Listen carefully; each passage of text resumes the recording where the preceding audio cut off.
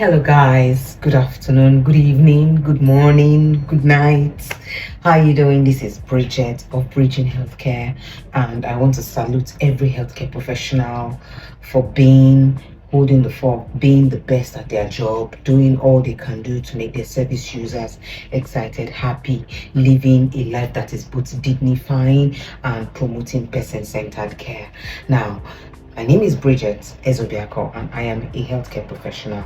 And in this channel, what I focus on is to help healthcare professionals to be the best at their job. I give you guides, I give you tips, I communicate with you, and I just want to share new information, old information, whatever we need, because ongoing learning is how we can thrive and how we can progress in this field. The healthcare profession is very beautiful, is very vibrant, is very give me the word, is very energetic, is very positive, is a place where you can easily make an impact in an individual's life, even by saying one word, even by not speaking, by just being gentle with your touch and all that. And today I actually want to share something that is the bedrock of what we do as healthcare professionals, and I want to talk about the different types of safeguarding issues that may occur, and how you as a healthcare professional, where you come in as a carer, a support worker. I'll start from that level. So what is safeguarding? Safeguarding is a process that is put in place to promote and protect individuals who are vulnerable, who are unable to help themselves, protect them from any form of abuse, any form of harm.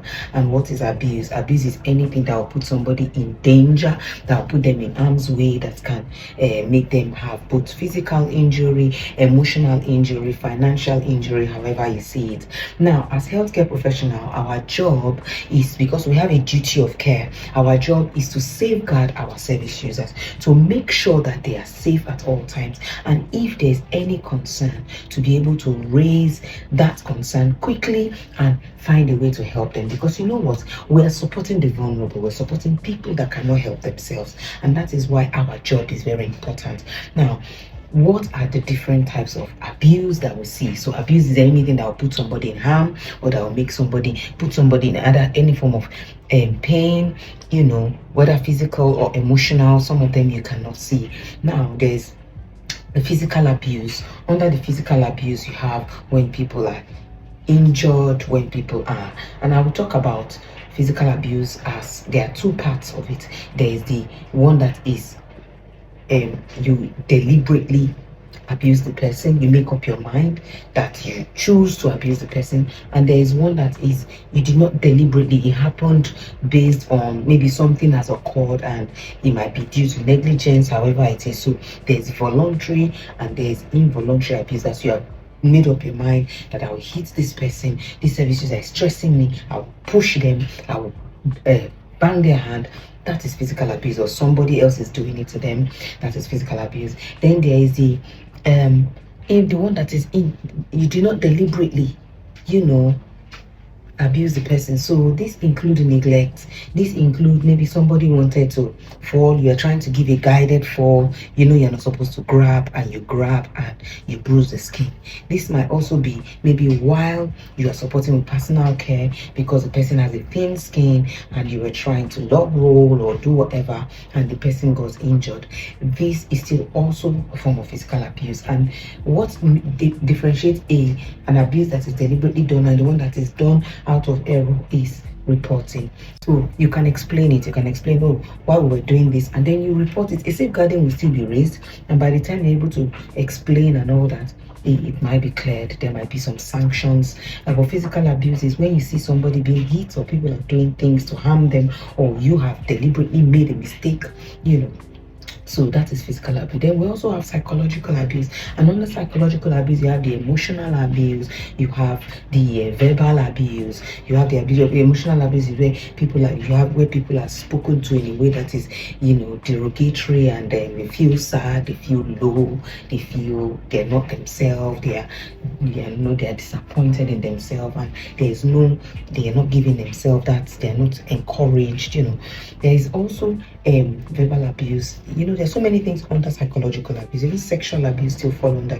Even online, that is cyberbullying, it still falls under, you know. So all these emotional abuse, sexual abuse, they still fall under psychological abuse. Some of them you can go in different, anything that affects somebody's psyche, that make the person feel, oh, I am not good enough, I cannot do this, I cannot do that, that falls under psychological abuse. I'll list a lot of them in the description below.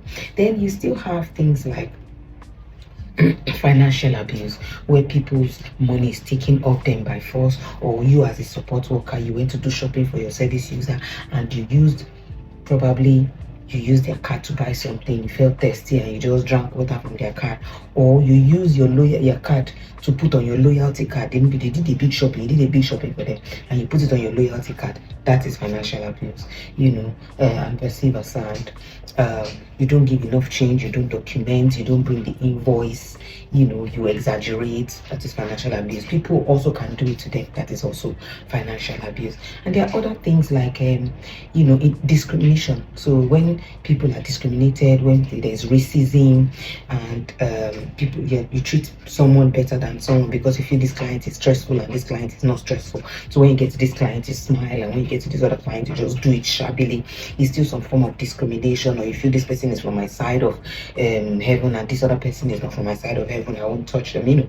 That is discrimination. Or you are picking and choosing the shifts to do. I won't do this shift because I don't like those people, I'll do this shift. No, no, no, no. That is psychological abuse.